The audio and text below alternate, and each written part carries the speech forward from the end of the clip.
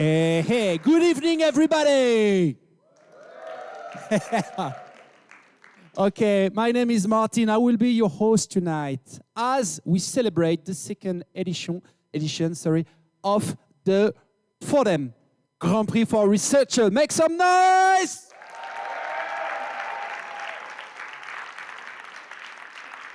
We are very glad to be here in Dijon at l'Athénéum.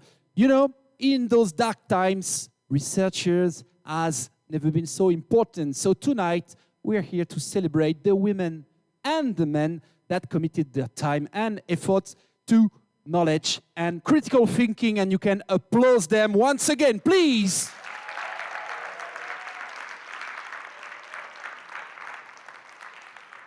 Basically, that will be a huge part of your work tonight, to applaud and cheer everybody that's going to come on the stage. So, you know, FORTHEM has feel really concerned about the accessibility of this ceremony. So, even if my English is quite bad, can be very bad, and can be difficult to understand for the non-speakers, you've got a translation service. So, how to use it? It's very simple. You've got this huge QR code. Oh my God, this is the biggest QR code I've ever seen, I think. Okay, so this QR code is for translation if you need it. Get your smartphone out because you will vote tonight and you will still need them. So, we are here in a competition time. Let me remind you how everything works here. We've got tonight 9 contestants waiting with their new good friend, the anxiety, the stress. They are all in the dressing room, all PhD students, and they can't wait to explain you what they are working on. They will get only 4 minutes to make you fall in love with their research theme, and after that, we will get the judges that will get the winner at the end of the night. So, are you ready? Okay, in that kind of situation, the usual thing to say is that there can only be one winner, but it's not a usual situation. So we've got 2 winners.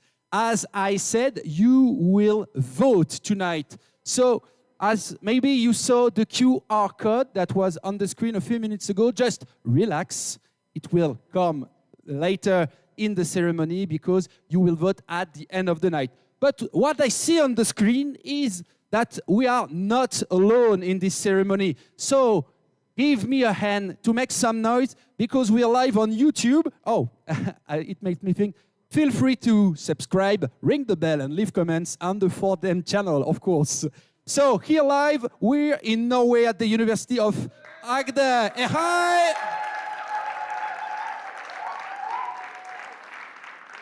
We're also on live with Poland, Czech.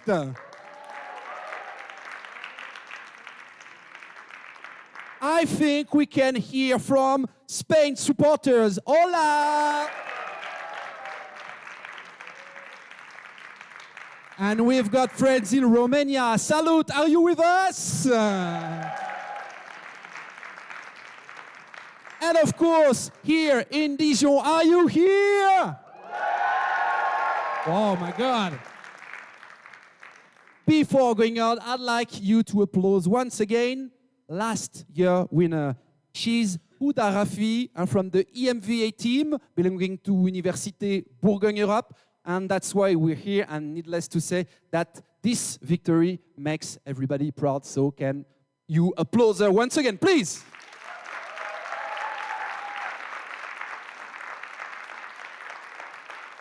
So for tonight, Houda, your role will be a little different. So please, judges, come next to the microphone on stage. You can applaud them, audience, please.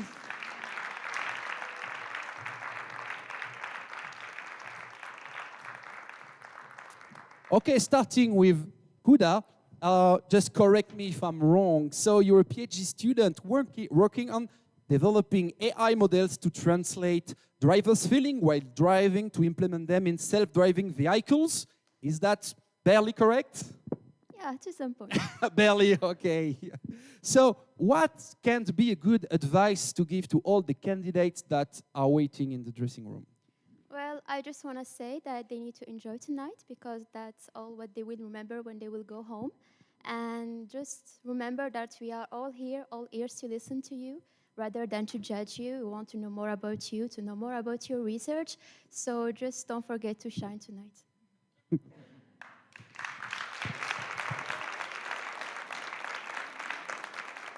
Next to you, Thierry Rigaud. You're an university teacher and researcher at the Géosciences Laboratory here at Université Bourgogne Europe.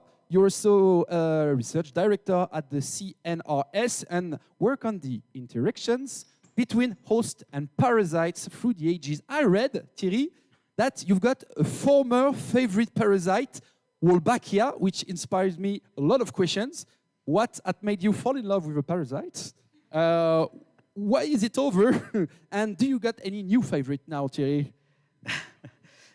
Just a few words about this bacteria, Wolbachia. I fall in love with them because these microbes are transforming the males into females. Oh. That's why I love them. And do you think that kind of information would be a good catchphrase for the candidates we've got here, this little anecdotal information? It's not in humans, this is in crustaceans, unfortunately. Okay, and last but not least, we've got Barbara Tsuriwu. Is that correct? So you are one of the founder of the FORTHEM Alliance. So you can applaud them.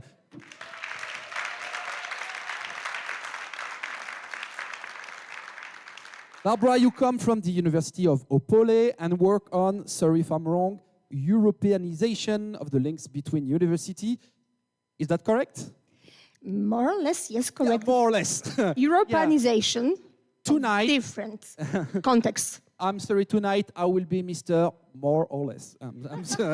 I'm sorry for that. So, what will be your expectation about the candidates this year? Because last year it was a very nice show, but what's about this year?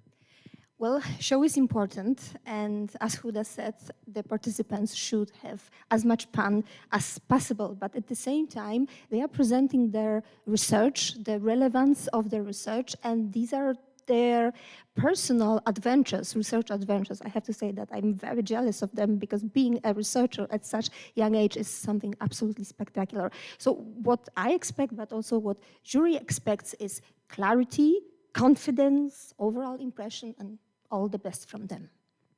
Thank you very, very much. So judges, you can take a walk and just sit in the very comfortable seat of the Athenaeum. So here we are. Before starting with the first contestant, let me introduce you, please, Vincent Thomas, President of Université Bourgogne Europe, and for the translation, Alex Fram. Please applause them.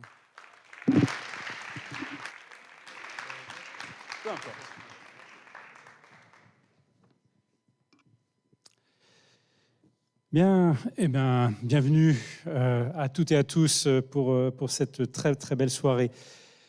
Madame la vice-présidente de Dijon Métropole, chère Marie-Hélène Julia-Randrian, mesdames et messieurs les représentants des universités de l'Alliance FORTHEM, et j'ai vu tout le monde, je crois, mesdames et messieurs les membres du jury, chère Huda, notre lauréate et membre du jury, chère Barbara, cher Thierry, monsieur le vice-président délégué à la stratégie européenne et internationale, cher Grégoire, madame la vice-présidente en charge de la recherche, chère Nadine, chers doctorants participants, chers collègues, chères étudiantes, mesdames et messieurs, chers amis.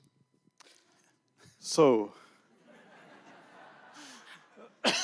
I'm your QR code for French to English, and my job is to kind of translate, so I'm going to put that a bit shorter.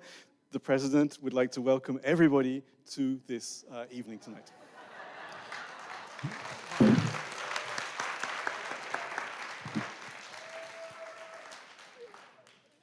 C'est avec un immense plaisir et une immense fierté, un réel enthousiasme que l'Université Bourgogne Europe vous accueille ce soir pour la seconde édition du FORTHEM Researchers Grand Prix, ici à l'Athénaeum, dans cette très belle salle. Voir cette salle de l'Athénaeum se remplir de plus d'une centaine de personnes ce soir venues célébrer la recherche européenne est pour nous, et pour moi en tout cas, une source de grande satisfaction. So the President is very happy to welcome you here this evening to this beautiful cultural center, the Athenaeum of the Université Bourgogne Europe, and it's a great pleasure to see this room full of people who've come here to celebrate science with this event. Cette soirée s'inscrit dans une semaine particulièrement intense et riche pour notre Alliance européenne FORTHEM, puisque vous êtes nombreux parmi les délégations des universités de l'Alliance à être présents sur notre campus pour le sommet annuel. Et quoi de mieux que de clôturer ces journées de travail par une célébration de ce qui fait notre force commune, eh bien, l'excellence de nos jeunes chercheurs. So this has been a busy week for the FORTHEM Alliance. We are around 60 people from the different universities united here this week for a week of meetings, the annual summit. And what better way to end this week than by celebrating our common passion and one of the main reasons that brings us together, which is, of course, research. Ce soir marque une étape historique. Alors historique, l'événement a une courte histoire en réalité, mais historique quand même pour notre concours, puisque c'est la première fois depuis sa création que toutes les universités de l'Alliance sont représentées sur scène ce soir. 9 doctorants, 9 universités, 9 pays, 9 regards différents sur la recherche. So even if this event is fairly young, this is only the second edition, this is an historic event tonight because it's the first time that we have candidates from all 9 universities here on the stage tonight. So 9 countries, 9 students, 9 doctoral candidates, 9 different ways of looking at different scientific objects. De Valence à Opole, de Jyväskylä à Palerme, en passant par Mainz, Riga, Kristiansand, Sibiu et bien sûr Dijon, eh bien, c'est toute la richesse et la diversité, on les a vus tout à l'heure, c'est toute la richesse et la diversité de nos communautés scientifiques et de notre communauté scientifique, celle de l'Alliance, qui s'exprime ce soir. Et cette représentation complète est le symbole, je crois, de ce que nous construisons ensemble, une Europe de la recherche inclusive, collaborative et ambitieuse.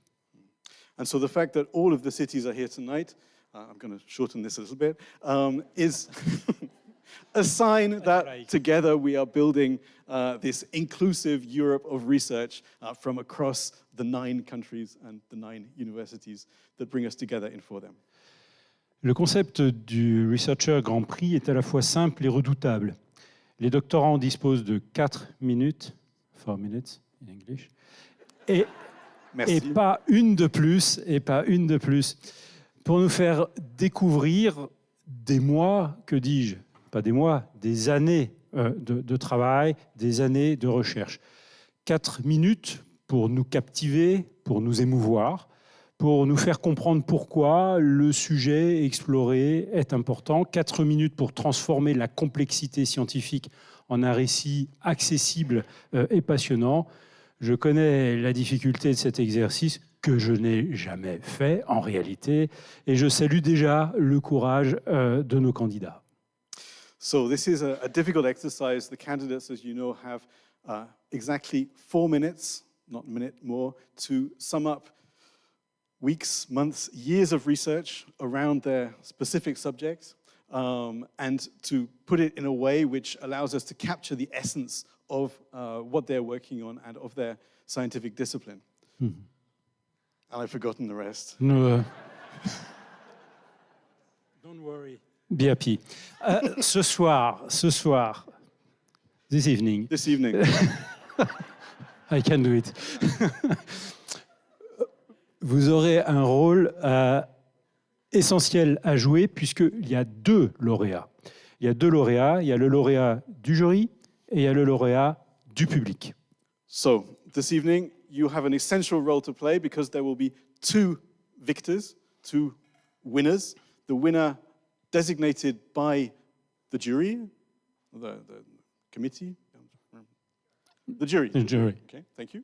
And the winner designated by the public. Les 2 vainqueurs recevront les symboles emblématiques de notre belle ville et de notre région, l'ours pompon et la chouette, 2 symboles de notre patrimoine bourguignon qui rayonnent, j'espère, bien au-delà de nos frontières, bien sûr, tout comme nous espérons que les travaux de nos doctorants, et j'inclus tous les doctorants de l'Alliance FORTHEM, rayonneront demain à travers l'Europe et à travers le monde. So the winners will, and this is in order to motivate them before they start, they will receive the symbols of our region. So the trophy of the ours pompon, so the bear sculpture, which you may have seen in Dijon, designed by the sculptor Pompon, and the chouette, the owl, which is the symbol of Dijon. And these are symbols of Dijon and of Burgundy, which we hope will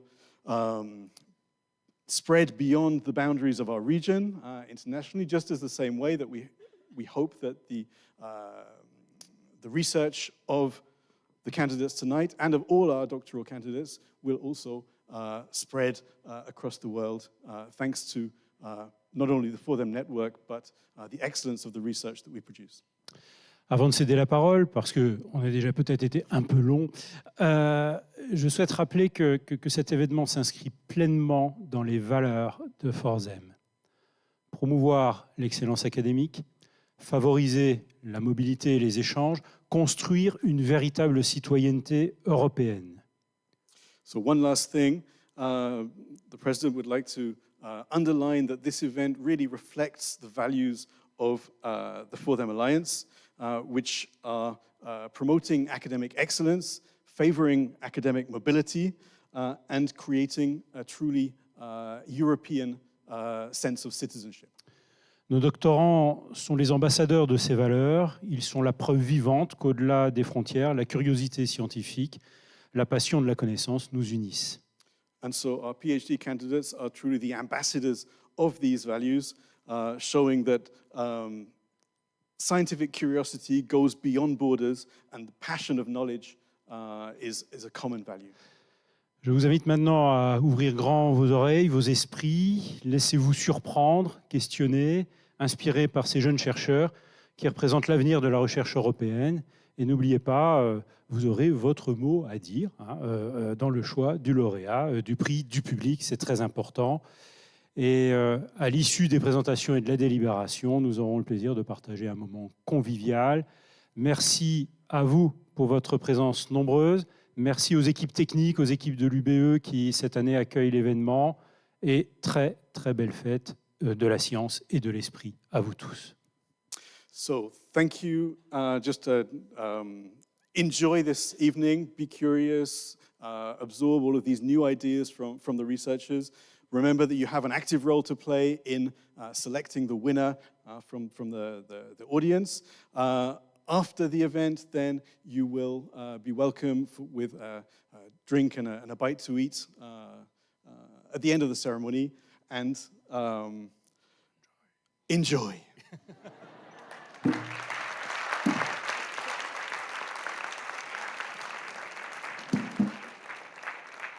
Thank you very much to Vincent Thomas, President of Université Bourgogne Europe, and Alex Frame, acrobatic translator for tonight. So I've got one question for you. Judges, are you ready? Yes, they are. Audience, are you ready? Yes. Okay, and the most important candidates, are you ready? It's a yes. Okay, let's start with our first candidate. You know, since the discovery of bacteria and viruses during the early 20th century, humans try to find solutions to protect themselves against those invisible enemies. This is even more true with the COVID, of course. Good news, some people are working on this solution, such as antimicrobial textiles. So please welcome on stage Juline Liu of the University of Neuvaskula.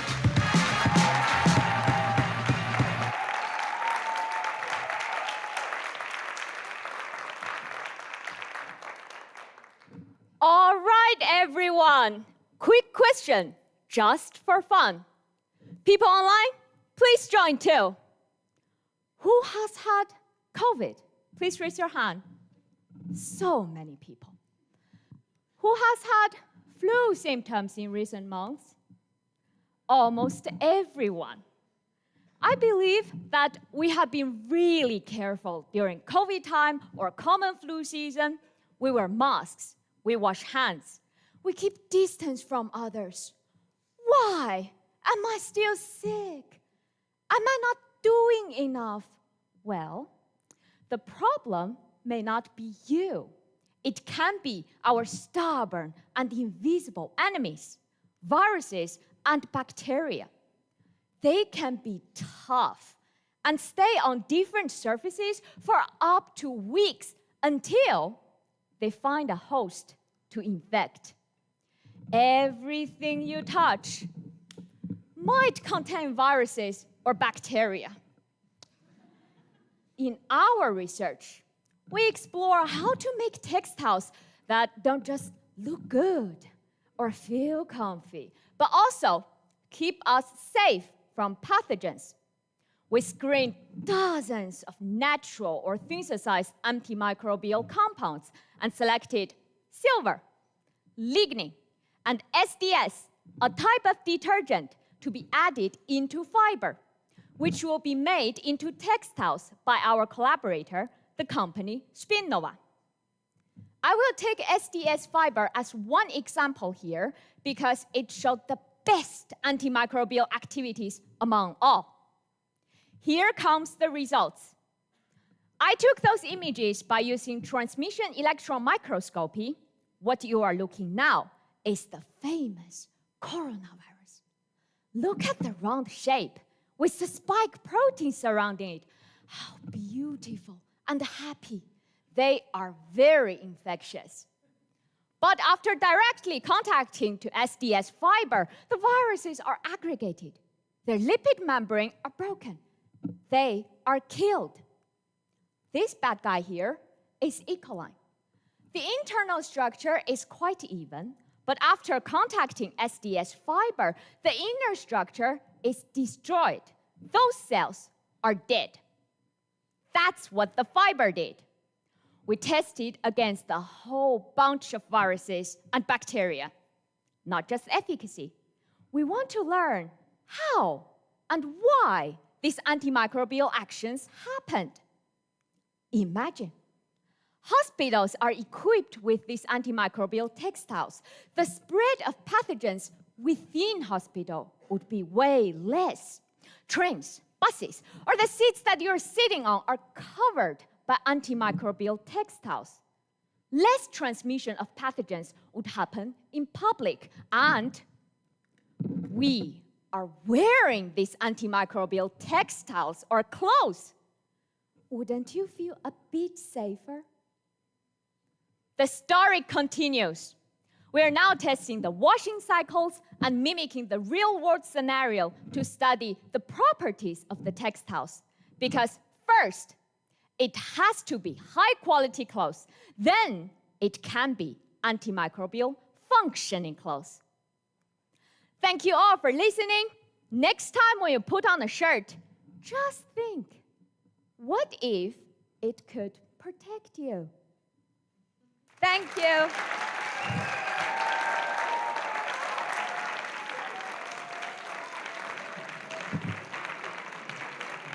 Thank you. Thank you very much, Juline. So, as the judges, go from the first rank to their place. I'm sorry, judges, you will be walk thousands of kilometers tonight. So it's good for the health. Juline, I've got one question. With the microbial textiles, is it still useful, to cough in our elbows like we were told to? Strongly, ethically, and virologically. So, judges, maybe Barbara, is it a good start for tonight? Well, it's an excellent start. In fact, I was so captivated by the very idea that the clothes can actually protect me. So, congratulations. And the question, where can I buy it? I'll tell you. Great. So, Thierry, were you seduced by the energy of June tonight? Yeah, it's a very good talk. This is exactly what we expect from candidates, in fact. Make very, very easy for us to understand what you do, in fact. Very good. Thank you. Once again, you can applause. Julie, please.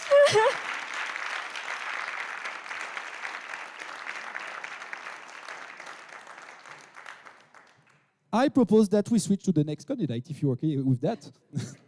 It's up to you. You know, the stage is yours now. Okay, second candidate. You know, the first goal of the language is to communicate, right? But it tells you a lot about who you are, where you come from, what is your education level. So that's why easy language is sometimes not well perceived. Why? I really don't know. But what is sure is that easy language has a crucial importance in increasing the independence of people with perceptual difficulties. Here is the Latvian example with Velga Polinska of the University of Latvia. Please applause.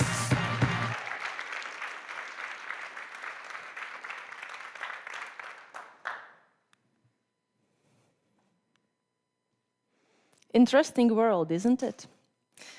We all live in times where we get overflooded with information, and it tends to become more and more difficult.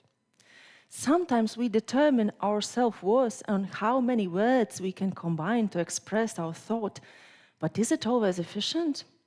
Maybe not. Let me show you an example. Could you please tell me what is a baked food product made from water, flour, and yeast, in this case, namely of French origin, characterized by its long and thin shape? You would think it's a baguette, but this time it's not. This time it's a ficelle, which is thinner and slightly denser. I gave you a detailed explanation, but it did not hit the goal, right? Of course, this is a fun example, but what about the cases where we speak about information that directly affects one's quality of life? Let's say stroke. What to do when one has a stroke? We Google it up and we find lots and lots of information. It's out there, and you start reading and you get line by line by line until you are tired. What if we could present this information in easy language? Wouldn't it be more efficient? In many cases, it would. The World Health Organization says that 15% of population needs adapted information. This is John. He is one of these people. He has struggled with reading for all his life. He recently heard about easy language and he Googled it up, hoping that it will solve his problems finally. But he was disappointed. People said that easy language depletes the beauty of the language. People said that if you can't read, don't bother yourself. Why read if you can't not? Some even said that easy language is like eating cheese before the main course. It's simply wrong. So John promised himself he will never ask for information in easy language because it's so shameful. John is my son in the future.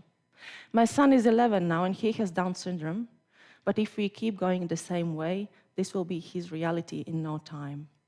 That's why I wanted to see what's so harmful in easy language, and I analyzed easy language comparing it to the Latvian standard language. What I found out, that actually easy language is a fully functional form of the standard language, just in a reduced way.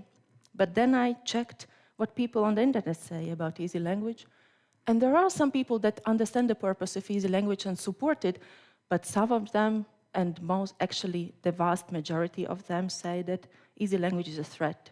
If we implement easy language, they say, we will stop reading, we will stop thinking, we will stop understanding the information, and it will be so easy to manipulate with us, they say. So actually, my research shows that not easy language itself is harmful, but people's attitude towards easy language and its users. So what can we do? Actually, all of us can help future Johns. First of all, I encourage you to spread the word. Tell people about easy language. Say that it's useful. Explain them why we use easy language for. And then, if you don't need easy language yourself, make sure you are understandable and easy to follow.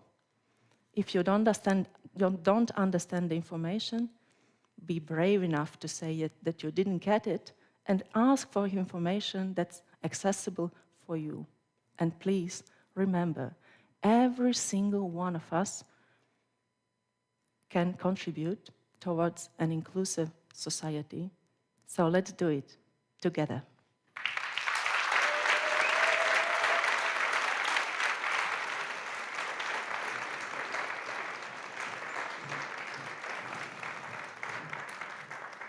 Thank you, Velga. I've got a question. What are the profiles of the people that complain about the easy language, especially on the internet? Those who don't know nothing about easy language, these are the main complaining persons. Okay, I'm gonna give a word to the judges. So, does this presentation remind you about last year when you were on stage? Well, yeah, this presentation was very clear. It was very impactful. It was showing the impact on the society. It was very done, like very well done. The text was very well done, like from the introduction to the end. And I also will say that John is really a real person. Could be me, could be anyone in the audience. So that really made the presentation so relatable to everyone here, and that was very powerful, very well done. Barbara, you agree with that? Yes, well, I just took the microphone because I really wish to thank you a lot for this presentation and for this research, because it is widely recognized that language defines your horizons. But many times it is perceived in the not quality way, but quantity way. So many words, buzzwords, masses, like Vanity Fair of vocabulary. In your case, you showcase that it's quality, and easy language could be and is quality. Thank you for this. Thank you. Thank you, judges. And thank you, Velga, for the presentation. Okay, let's move on to the next candidate with another theme. Why do we feel about the biodiversity? Is it for our children, for our own pleasure, because we were told so that it's good? It's a good question. There are local communities, such as small villages, which have switched from questions to actions. And that's what Marluna Manteca from the University of Valencia is working on. Please welcome her.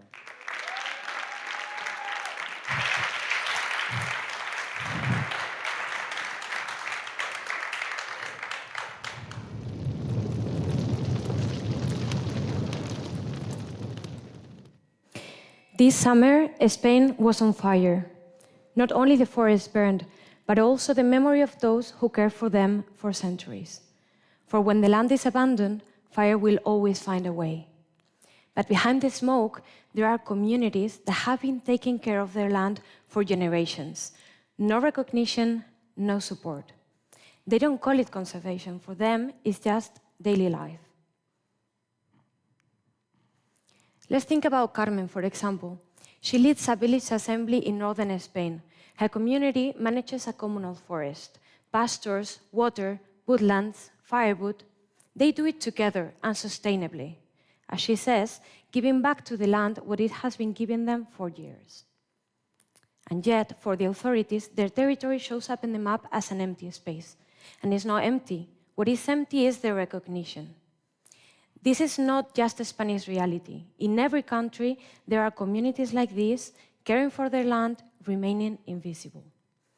My research focuses on these local communities in Spain and on a new platform called the SCCA Registry. It is a space for indigenous peoples and local communities all around the world to register their lands as territories of life. And I have 3 questions. Why do they seek recognition? What impact does it have? And what barriers do they face along the way? Why are there just 6 recognized communities in Spain out of more than 18,000? Yes, just 6. And why do they need recognition? Because it works like a shield against extractive projects, against policies that ignore them, against mass tourism or the population. I've been working with these communities, both recognized and unrecognized, listening to their voices through interviews and focus groups. It's not about counting trees, it's about understanding them, their fears, their motivations, their insights. My research lies at the intersection of natural and social sciences, with a clear commitment to qualitative methods. Why? Because to truly understand people, numbers are not enough. But these conversations can reveal the social, cultural, and political complexities. And what is the most powerful outcome? Pride. Recognition brings community self-esteem. It has even inspired young people to return and assume responsibility for the land. It has also enabled communities to connect with one another, sharing strategies and support. Imagine what it means for a village, long treated as irrelevant, to be recognized internationally as a guardian of biodiversity. My research has a simple yet crucial aim: recognize what already exists, show that conservation not only comes from large-scale or top-down projects, it also lives in the daily actions of thousands of people caring for their land. My work not only documents these experiences, it also identifies the barriers within the ACCA registry process. The goal is not just to diagnose, but to use our findings to suggest real improvements to make the process fair and more accessible. Most importantly, these proposals will not be made in an office behind closed doors, but together with the communities and international organizations, ensuring the local voices are at the heart of the solution. The future of our biodiversity not only depends on global actions, but also on the support, policies, and resources we provide to our local communities. So, the next time we think about wildfires, about rural decline, or even about the climate crisis, let's look closer. Let's look to Carmen, to Johan, to Klaus, to Marie. They are already sustaining the land. All they ask is to be seen, to be heard, and to be supported. Thank you.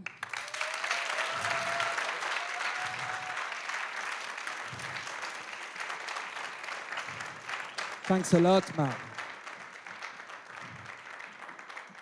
So on the photos you showed us, there's a lot of smiles on the photos, but how these communities welcome you as a researcher? They were actually, it was a fear that I had, but they were so happy because at the end they need recognition and this could be an open window for the world to see them. Okay, now let's hear what the judges have to say.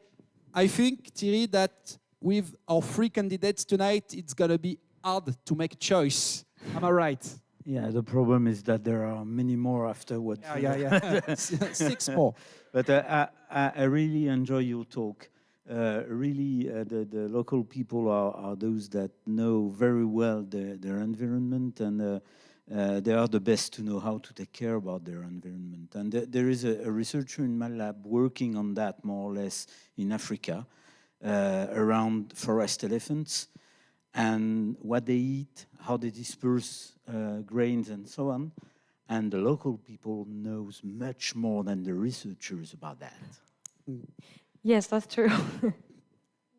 So Huda, Thank you. Barbara, yeah, you got the mic, keep the mic. Okay, It's up to thank you. What are your thoughts about this Well, presentation? I just wish to join the opinion and focusing a bit on a very banal, often repeated slogan that think globally, act locally. And this is something that we hear in many contexts. But in your case, in the case of your research, your presentation, this often banal slogan makes very, very, very much sense, and it's not banal anymore. It's really deep to the roots, grassroots. So congratulations. Thank you.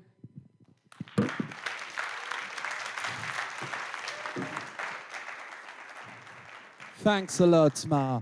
So let's move on with another subject. We talk about religion. Religion is not something from the past.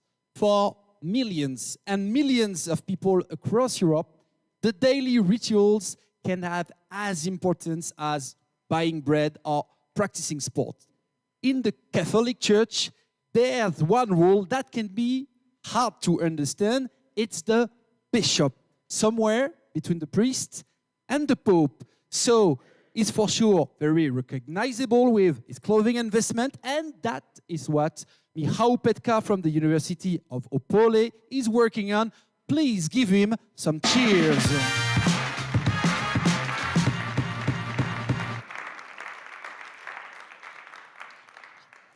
Good evening. When I walk into my university wearing the hoodie, people generally they don't notice me. I'm nobody in the crowd. But when I change my attire from this to the blazer, shirt, and this small, nice pin with the logo of my university, everyone starts treating me a different way. They even think that I do something important. Also, you can see me in two different situations. On one, I'm wearing the academical gown. In another one, I'm wearing the liturgical vestment when I serve the Mass. And when I discovered that the people treat me differently in all the situations, I start doing my research on something else.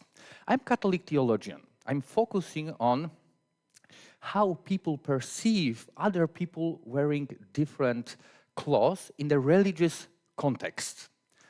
For example, we have Pope Francis, white cassock, very simple. When he came up first time on the balcony of St. Peter's Basilica, the world understood immediately what he wanted to say.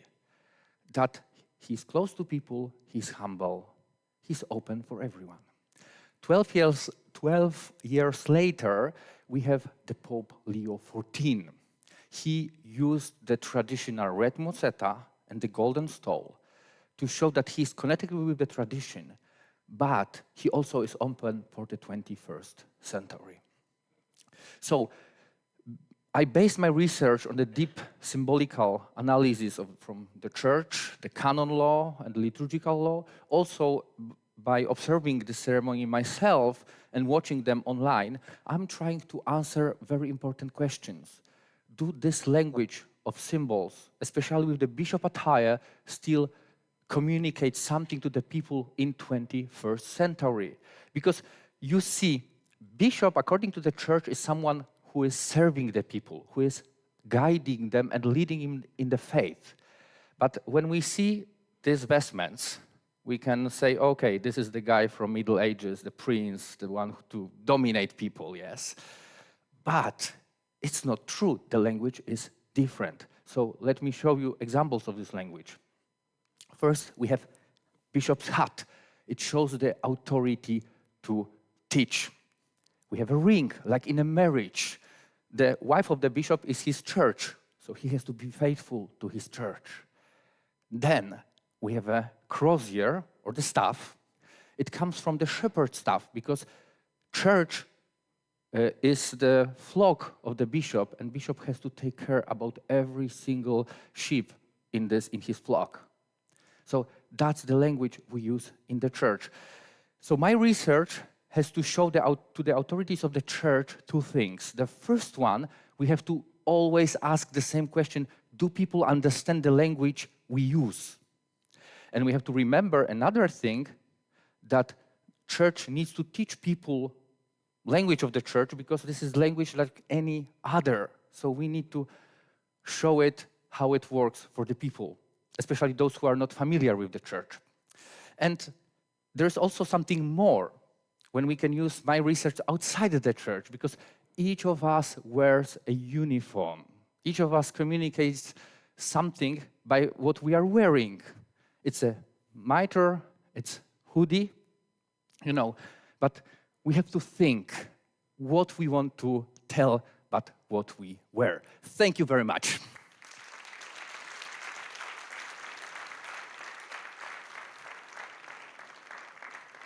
Also, Michał, I've got a very personal question. Okay. So, according to you, what do I want to tell with this very colorful clothes? Okay, we can see that you are wearing the jacket and the shirt, but you wear comfy shoes and pants, so you're trying to be official but casual in the same time. He's got right, yeah. In a more serious way, do the bishop's clothing in the whole Catholic Europe express the same ideas, both, for example, in France and in Poland? It depends. Okay. It's a hard question, it's a long question. It depends. It should be the same in the whole church, but unfortunately the culture and the history of each country will also influence this understanding. Now let's hear the judges. Buddha, please take a mic. We are not very used in France to hear researches about theology. Is this a difficulty or not? Oh, sorry. We'll be back. Well, I guess, yeah, maybe. And congratulations for your presentation. I just want to say that I like the fact that you came prepared with 2 outfits to make us more into the story. That was so clever. I also liked your presentation, everything about it, how you wrote it, everything, your presence. I was more involved into your story and wanted to know more, which shows more about how passionate you are about your subject. And maybe you're right. Maybe we can judge the book a little bit by its cover. So very interesting. Thank you very much. So, yeah, you can applaud me. How? My next question is to Thierry. Thierry, do you think those kind of accessories can help the presentation of the research thesis theme? You mean in general, not for this presentation in No, particular? general. Okay. Yeah, it can help. Yeah, it depends how it is used, in fact. And in your case, of course, you are very serious with your, but no, yeah, it can help, honestly. But I guess that some performance there is absolutely nothing good also, just because the body can express something. But may I just make a remark on the talk? It goes beyond what the church or whatever. It's about our appearance, and it depends of circumstances and etc. I'm not like this every day, in fact. Thank you very much. Thank you, Michael. You can applaud him once again. Thank you. And maybe we'll say goodbye to his friends, cloth holder. So we're somewhere half of the ceremony, and we have to welcome the next candidate. I love music. I especially enjoyed the presentation Marie Koistinen did last year. I don't know if you saw it. It's on YouTube. She works on the link between the singing and the well-being. Music has a very close relation with the language, and Marie said, if you can speak, you can sing. But tonight it will be about the rhythm, the vibration that speaks deep inside your body. It's often what the children like the most. At least it's true with my 5-month-old child. So let's see how rhythm can help detecting children language difficulties. Please welcome Francesca Cantoni from Université Bourgogne Europe.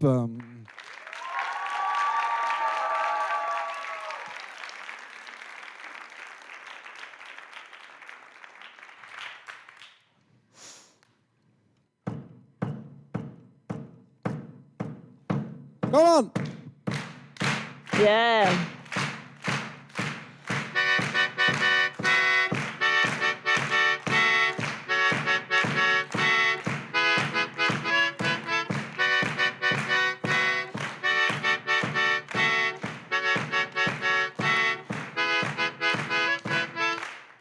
Very good. Et bravo. See, our brain follows the rhythm of music, and we feel the desire to move our bodies in time with it. What you just followed is the beat of music. The beat encourages everyone to move together, promoting synchronization and cooperation. But the beat cannot play alone, otherwise it will be just a regular, boring sequence. It needs to be supported by different sounds and silences organized over time, which is called rhythm. Listen, here is a rhythm.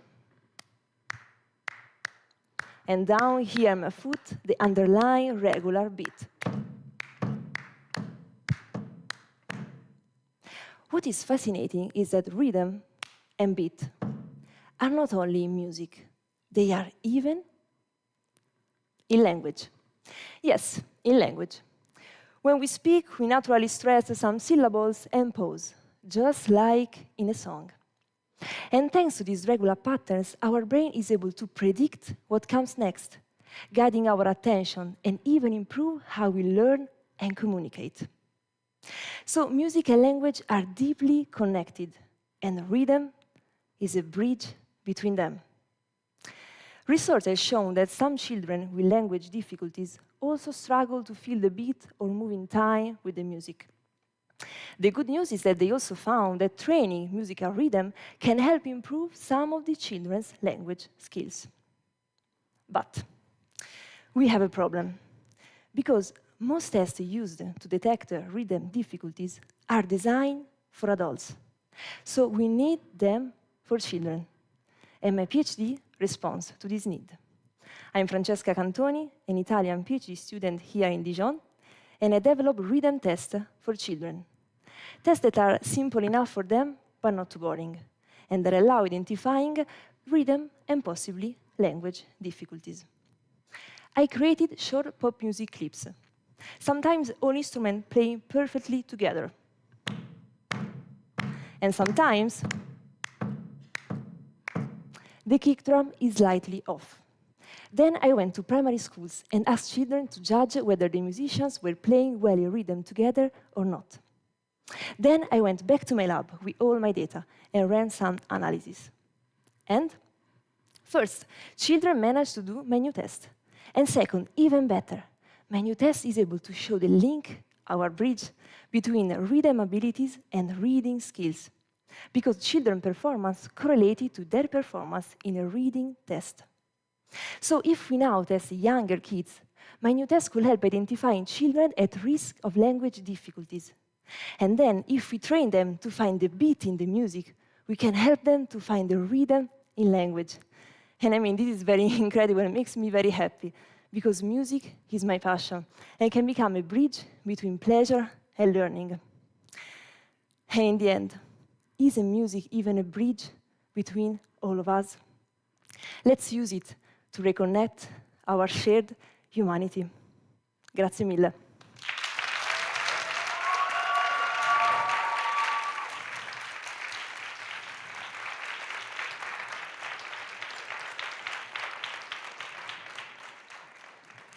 Francesca, it seems that you've got supporters tonight. Yes, some students of mine came also, so thank you. So you talked about language as music, and we talked about rhythm, but music is also the melody. Do the melody is included in your study? Yeah, so sure. Now, today I spoke about rhythm. So rhythm is the temporal component of music, but then we have also the pitch component, so harmonies and melodies. So in our test, yes, we use the real music, so also with melodies and harmonies, and yeah. Thank you. So let's hear the judges. Barbara, did this presentation speak to the music lover inside of you? Absolutely so. Not only music lover, but also political scientist, because when I looked at the message on your drum, there's a saying in Poland, but I do believe in most of the countries, that says, when there is music, there are no wars. So I truly value the presentation and the relevance of the research, and keep going, because this is the contribution to the peace of the world among children, but also adults. Thank you.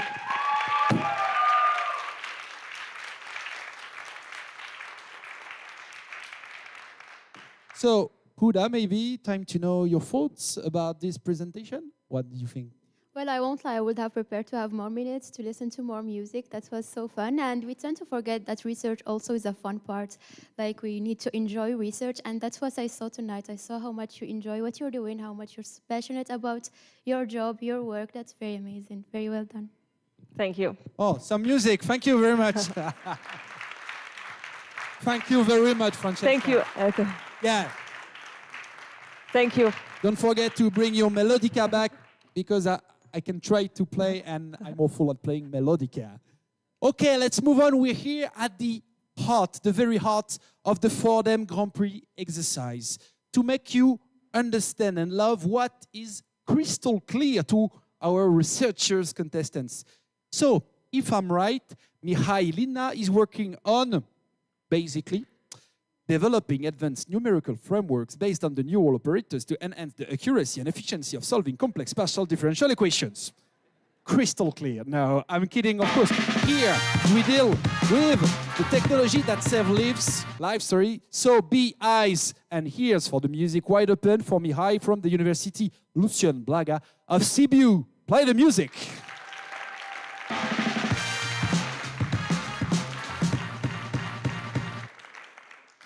Good evening, everyone. Before we start, I have a question for you. Are you afraid of needles? Well, me too. Now, picture yourself laying inside an MRI machine. The room is cold, the machine is loud, and you are asked to stay perfectly still. Then a nurse comes to inject a chemical into your veins. For many patients, this is the most stressful moment: the needle, the discomfort, and the worry about side effects. Now, what if we could take that injection away forever? What if we could make the MRI experience calm, safe, and effortless, but without losing the vital information doctors need? Each year, millions of MRI scans are performed worldwide. In many of them, doctors use the contrast substance, a chemical injected into the bloodstream to help highlight organs and tissues. This substance is extremely useful in detecting problems, but comes with real drawbacks. A small yet significant percentage of people experience allergic reactions. For people with kidney problems, the risk can be severe. Also, it makes the procedure longer and more complicated because patients must be monitored afterwards to ensure they are safe. The challenge is, we still need the same high-quality images the contrast would show, but without using the injection. This is a normal MRI scan, and also here my research comes in. I use advanced mathematics and artificial intelligence in order to replace the mentioned substance with computation. You can think of the contrast substance as turning on a lamp inside a dark room. It highlights what doctors need to see. But instead of using the lamp, with the power of mathematics, we can design a smart night vision camera that can see in the dark, but without using anything extra. So the MRI can look like this. More details with just a few well-placed equations. I design algorithms, mathematical shortcuts that can learn the link between a normal MRI scan and one enhanced with contrast. The algorithm simply learns this link by studying many examples of such MRIs, and then when given a new scan, it can predict what the contrast image would look like almost instantly. The result is an image just as clear and full of information as one produced with contrast agents, but achieved instead purely through mathematics. The impact of this research is not just technical, but deeply human. For patients, it means no more needles, no more fears of allergic reactions, and no more extra stress during an already difficult procedure. They can simply just lay inside the machine, knowing that the scan will be safe and painless. For doctors, it can provide the same clear and reliable images they need to make life-saving decisions, but without relying on chemicals. This means faster diagnosis and also builds more trust in technology. For hospitals, it means shorter scan times, lower costs, and fewer complications, so they can help more people with the same resources. And for society as a whole, this research is a step towards making advanced healthcare within everyone's reach. My message is simple. By replacing chemicals with mathematics, we can change how the MRIs are performed worldwide, making them much safer, more efficient, and more humane. So in the end, no more needles, no extra risks, just better healthcare, powered by science and guided by empathy. Thank you.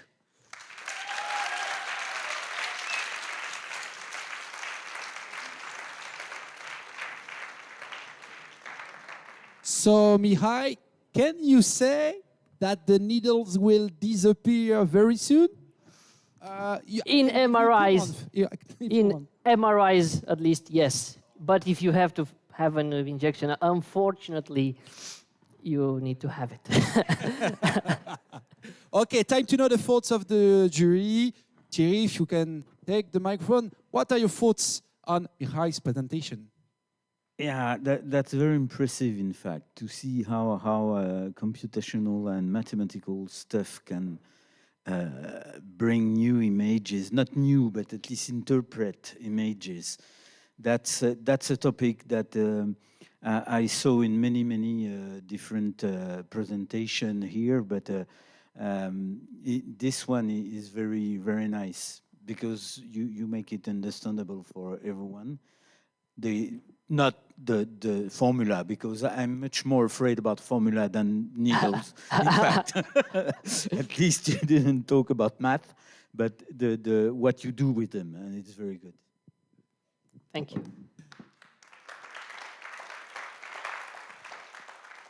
So, Barbara, I'd like to know your thoughts too. Well, if I may, as a representative of humanistic studies, I have to say that I truly consider mathematics as the queen or king, depend how you phrase it, of science, and simply because of the fact that numbers do not lie in that sense. And each time mathematics is engaged to medicine, I think this is a game changer. So, bravo. Thank you.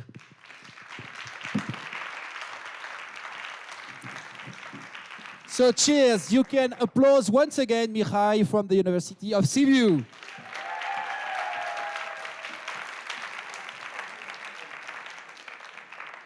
Okay, let's move on. Do you know how to name someone who reads a lot? Sometimes you can call a bookworm, but what is the opposite of a bookworm? A non-reader? Why those non-readers do not read? To get the answer, please welcome Marina Lehmann from the University Johannes Gutenberg of Mainz to give us a light.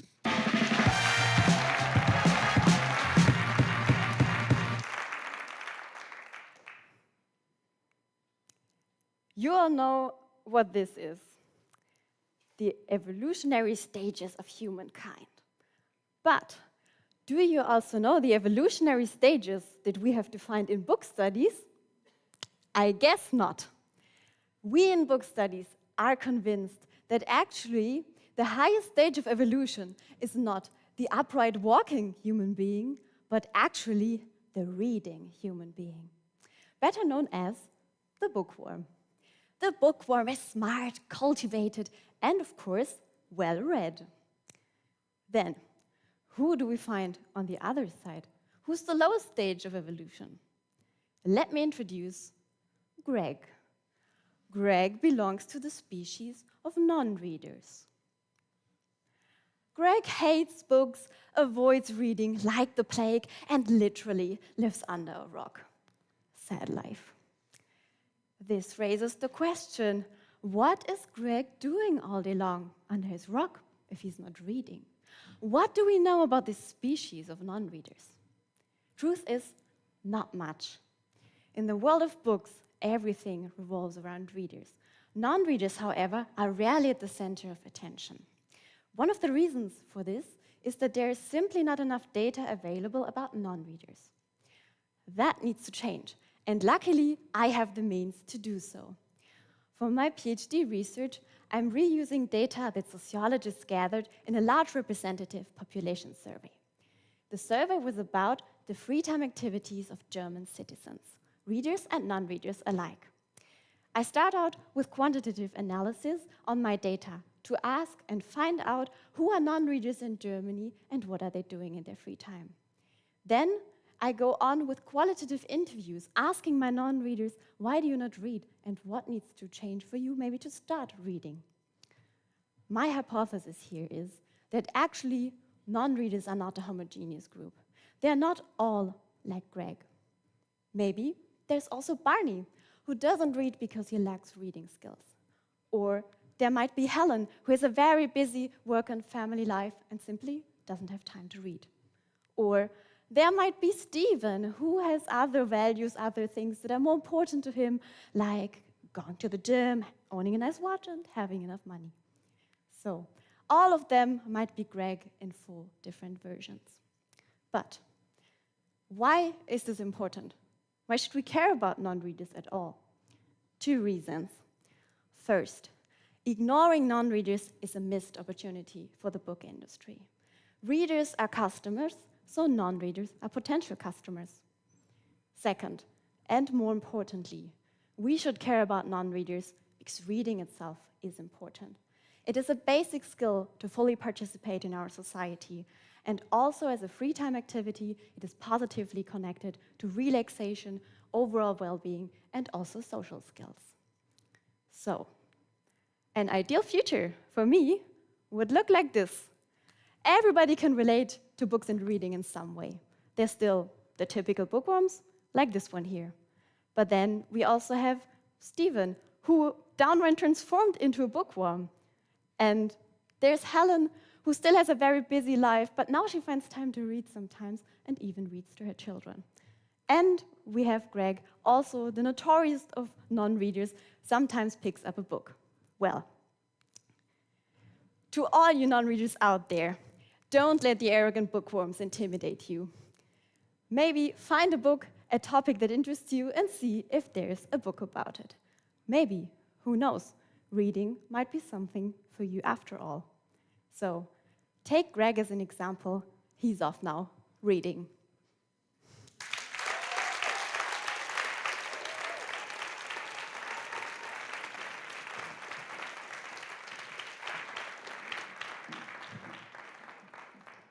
I've got one really personal question, Marina. What gave you the idea to work on non-readers? Do you feel you're on a kind of mission? Mission is a big word, but actually what I found out is that we in book studies, as well as the publishing industry, we look at readers, we like reading, but yeah, non-readers are mostly overlooked and they're important, and of course not the lowest stage of evolution. We should know who they are and know in the end how we can support them.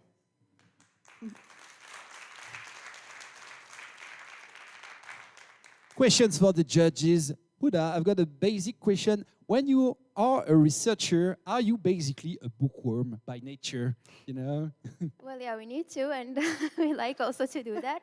I would like to congratulate you. That was a very good presentation. You just made a PhD subject into something that a student from primary school can follow and watch and be more interested about what you're doing. That was very well done, very smart. And yeah, congratulations. So maybe, Thierry, I'd like to know your thoughts about, Marina's presentation. Yeah, I guess the readers are very variable also. People reading probably novels are not the same people that people reading more scientific books or whatever. So, but it's perhaps well known. I don't know. It's not absolutely not my field. But what your analysis of the different people that do not read, sorry. Is very interesting. Yes, I discovered. It's good.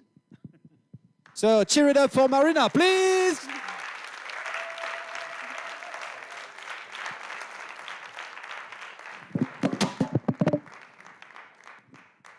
Okay, let's move on with good news.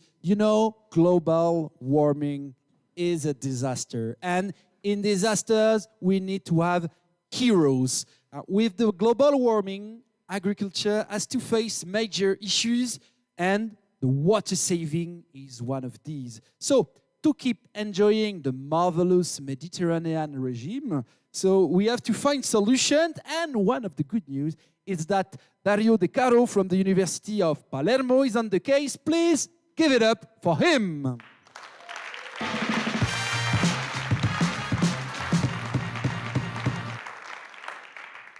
Okay. I would like to start with a question. What do humans and plants need to live? Water, of course. But why water? Because water is essential to plants to grow. And if we think about human body, we can say that we are composed by the 70% of water. So water is life. Of course, we have to think that the water resource is not unlimited. So we need to find strategy to preserve this important resource, also in the framework of climate change. So the idea is to help farmers to manage irrigation that need to be given to the plants. But we need to think that the problem could be give more or too little water to the plants. So we need to develop strategy to help them to preserve the yield. We need also talk, and we need to say that the 70% of the fresh water is used for agricultural application. So it is so important to have water saving and help farmers to reach them. At the University of Palermo, I'm not studying to reach only the PhD title, but I'm studying, and they are teaching me how to develop, to be a plants doctor from space. Okay, the question is normal. Which are the main differences between a normal doctor and a space doctor and a plants doctor from space? Patients. Of course, the patients are the plants, the stressed one and also the thirsty one. What we use as tools to understand the status of the plants? We use satellites or drones. They have the capacity and they are able to see the world and to see the field from above with a special eye. I will show you how. But the diagnostic test that we are going to do and we are going to ask is to obtain satellite or drone images that can be used to retrieve information about the plants if they are thirsty or stressed. But how? Because satellite and drone eyes are able to catch a different kind of light that is reflected from plants. But why we do this? We do this because we want to find a cure, of course. But what kind of cure? The cure is the volume of irrigation that needs to be done from the farmers to the plants. But how we can do this? Through these satellite images. Because we want to help farmers that they want a yield, but this should be a yield in a good quantity and in a good quality, of course. So we need to balance the water saving with the quality and quantity of yield. I'm going to show you a normal image that our eyes see. What do you see? Do you see any stressed plants? Okay, but if we use the satellite eyes, we can see that there are plants that are thirsty, that are stressed. As I said at the beginning, they are like humans, so where they are sick, they are stressed, they are thirsty, they rise their temperature like us. So what is the aim of my study? The aim of my study is to help farmers to have water saving and have a yield in a good quantity and in a good quality, and water saving to preserve the water resource, because it is not unlimited, and we need to think that the 70% of the resource is used for agriculture. With my research, I obtain a water saving of about 10%, considering the traditional strategies, and also a total yield plus 6%.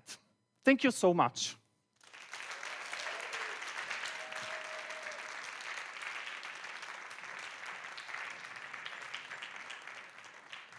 You know, Dario, I was watching the time just in front of us, and you were perfectly on time. Okay, yeah. nice. You're definitely a plant doctor from space. Thank you, thank you.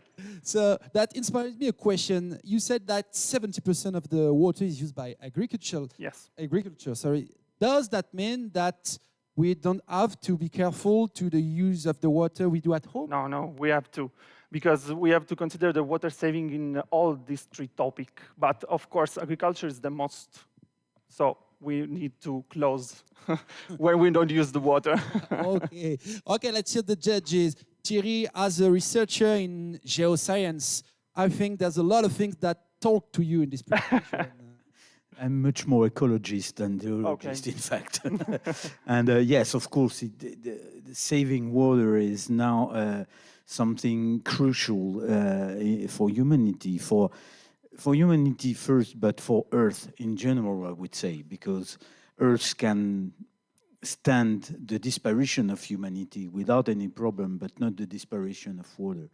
So what you're doing is very, very interesting first and very important. Thank you. And you make a good job in popularizing this. Thank you. Thank you so much.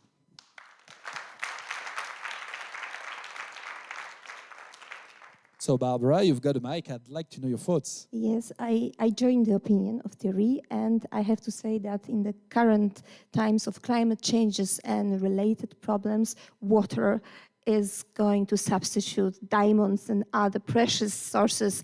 So in that sense, your study is not only fascinating, but it's also very highly contributing to the sustainable development. So congratulations on that, and please keep going. Yes, of course. Thank you. Thank you so much. So you can give it up for Dario De Caro.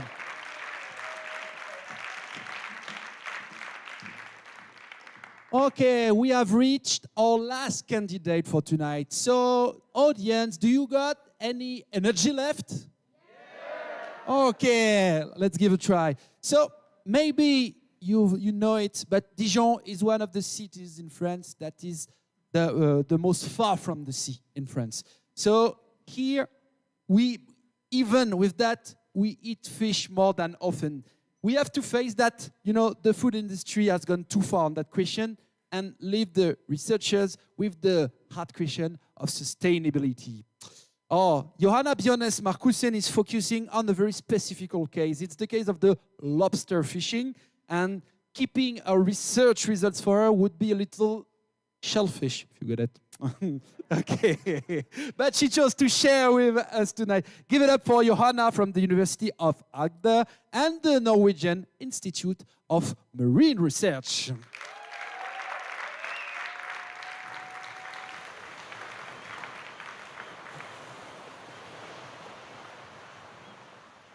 A recreational fisher.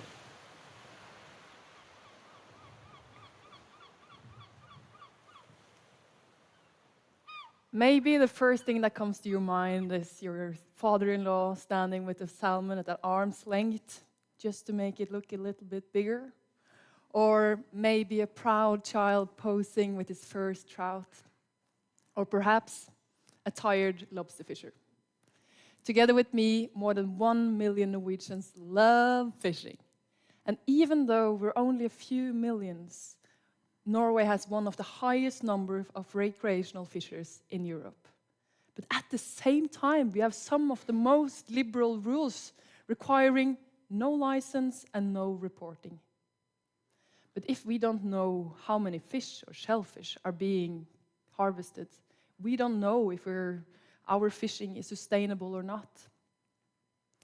With my research, I try to show the hidden impact that ordinary recreational fishes have on the European lobster. Lobsters are caught in baited traps, and this is my father's 9th pot in a row without any lobsters. So his excitement is huge, but short-lived, as he soon realized that this was just too small. We've been fishing lobster for centuries in Norway, and since 1820, commercial fishers have reported landings up to 1,000 tons a year. In the 30s, we were in the lead exporting lobsters to Europe, and in the 60s, it was a collapse in the commercial fishery. At the same time, recreational fishers bloomed. But we don't know how many they were or how much they were catching. In recent years, we finally started monitoring the number of lobster fishers, and last year, it was 34,670. Only 500 of them were commercial. They could use 100 pots, while recreational fishers are limited to 10. Okay, so we know how many they are, but how many lobsters end up on the dinner table?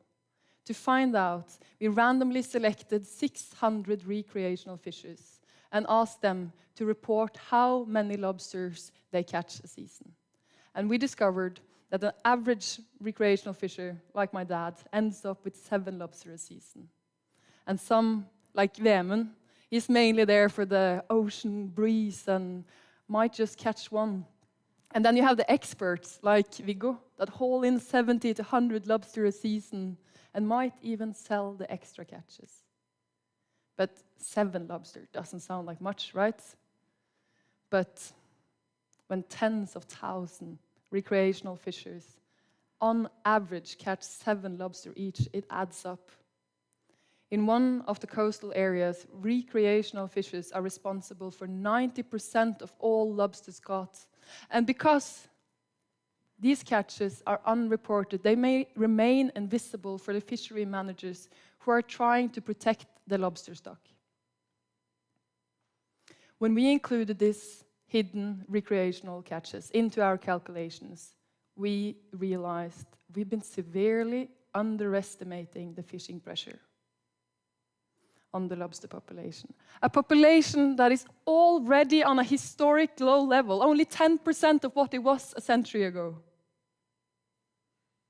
We, recreational fishers, are overfishing an already overfished lobster population. I grew up fishing lobsters with my father and my grandfather. And I really want my kids to experience the same joy. Early mornings at sea, getting the connection with the ocean and hunting the black gold of the ocean. But for that to happen, something needs to change. And we could start by ourselves, how we view recreational fishes. Because even though you and I only catch 1, 2, or 7 lobsters, together we are many. Thank you.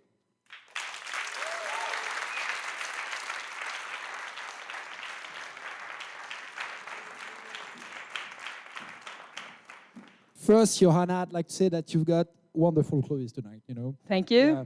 Fashionable. Yeah, and close from here, I've got the smell too, of course. Oh, sorry. Fermented mackerel. So to be more serious, what can be the solution to prevent overfishing? Of course, it's a big question, but can it be some license or thing like that? What do you think about it? So I think the first thing is to recognize that recreational fishing has a huge impact. And then the second, we could limit how much people are catching by quotas or bag limits. So that's a good start. That's a good start. Let's see what the judges think about it. Also, Huda, if you dare to take the microphone. So what did you think about this very colorful presentation? Well, congratulations. I never went fishing, but I felt like I was there, and I felt like I was so interested into the lobsters. I loved how you started from something that interests you personally to show us the pictures and everything that was personal, and then make it something that was more impactful and show us the real impact of it and how important it is to you and to the whole humanity, I would say. Congratulations, very well done. Thank you.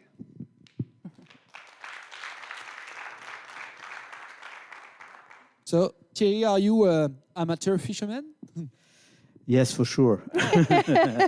Especially crustaceans, that are my favorite pets, but mine are very small. But no, but your talk is really interesting because I didn't realize before that not only the industrial fisheries can be something very wrong for biodiversity, but also recreational fishers.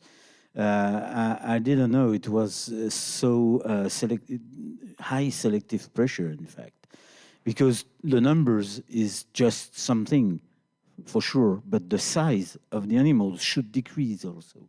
So it's a very big problem. We know it very well in France, in Atlantic coast with sardines or this kind of fish. But well, unfortunately, we don't have lobsters that much. But okay, thank you very much. Yeah, in Brittany, but not elsewhere. Thank you very much for your talk. It's very interesting. Thank you. Congratulations, Johanna. Thank you. Okay, like I told you, Johanna was the last candidate for tonight. So it's time to know the name of the winner of tonight's contest. But I hope you had a good time. Oh, okay. I'm going to ask it again and to forget what I hear. I hope you had a good time. Okay, so it's time for vote. I will give you a few minutes. You know, you've got the QR code. I know it's smaller than the previous one, but with the zoom of your smartphone, you can vote for your favorite candidate.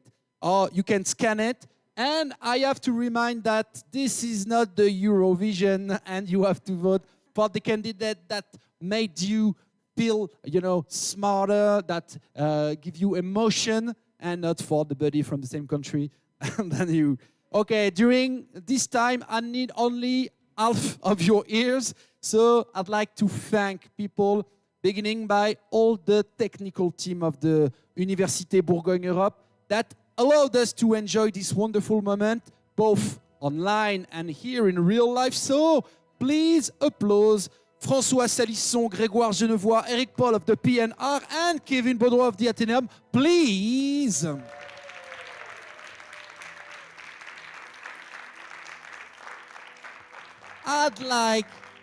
I'd like to also thank the FORTHEM team, Arne, Isabel, Michael, Iwona, Martin, and Thomas. Please give it up for them.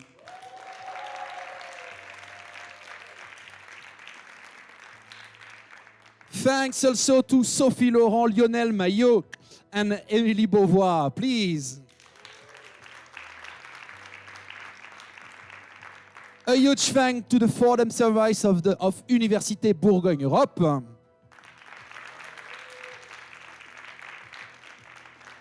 And all the hidden organizers, like we say in France, les petites mains, without them this moment could not have been possible. So please make some applause for Juline, Perrot, Lucille, Carette, and Lucie Martin.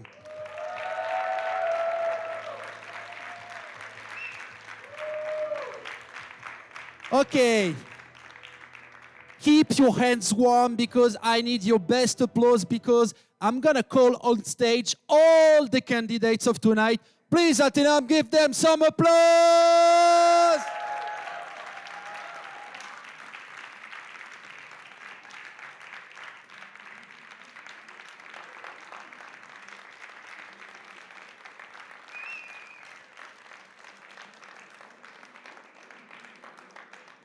So I think everyone agrees with me, all the work you did around transmitting your research films is truly impressive. So not last time, but we can applaud them one more time. Please, Athenaeum.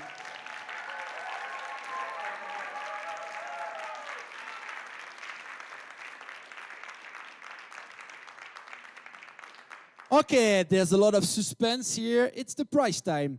And to give this trophy, please welcome on stage Nadine Maillot. She's the Vice President Committee to Research, Université Bourgogne Europe, and just judges who have some time to decide who won this prize. Please give it up for Nadine Maillot.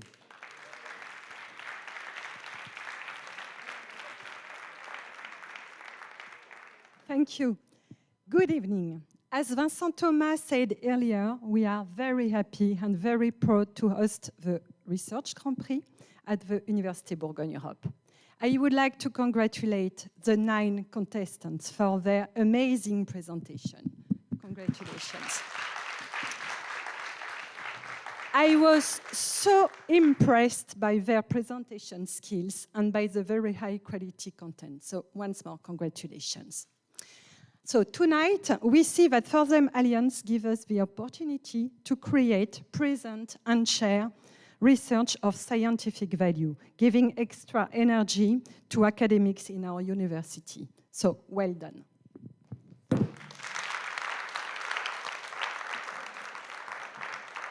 Okay, so I'm gonna call the judges to come on stage, please. If you've made a decision, you know, very hard thing to decide who's the winner between those 9 candidates. So, judges, do we have a winner for tonight? Okay, Barbara says yes. Okay, audience, I need you to make the suspense raise. We can do something like, oh. Okay, with me. Oh. Okay. Okay, it was just a rehearsal. Okay, you have to write and you have to announce it. Okay, we have one more rehearsal. Okay, I finish up once again. Oh!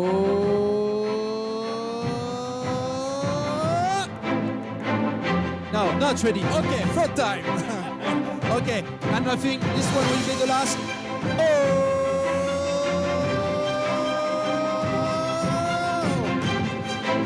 And the winner of the jury is Julie.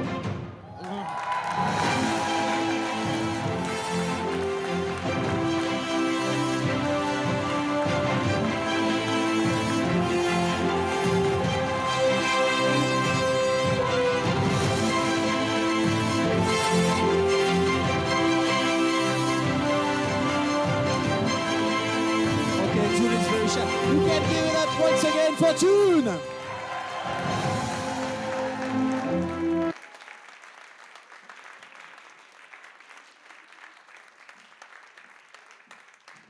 So nothing's lost because I told you at the beginning of this ceremony tonight there's also a prize from the audience, people that voted here, of course, in Dijon, but online in Sibiu, Fiska, Valencia, Opole, and Agder. Oh, it's my time to announce a prize, and this will be a secret envelope. Where is the envelope? Oh, maybe you can try the suspense thing once again. Okay. Oh. Oh, I can see nothing with the lights, you know. Okay. Lucille card for you, please. Okay. Who won prize of the audience? It's very hard, you know, to have an envelope and both a microphone. The second edition of the FORTHEM Researchers Prize, the prize of the audience goes to Mihai from Sibiu.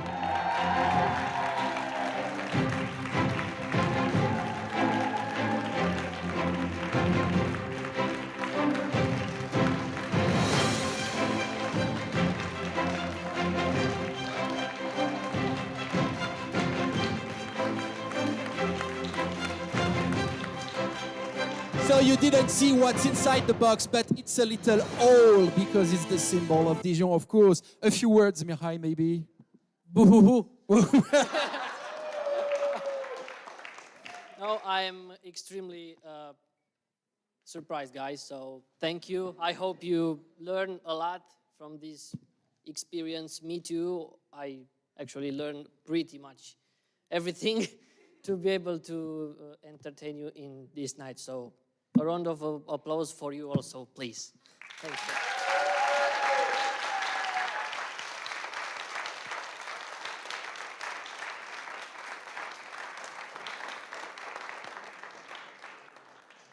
This is the end. I'd like you to give one last applause to the 9 candidates. They deal with stress, with anxiety, and they come to present you their research. So thank you.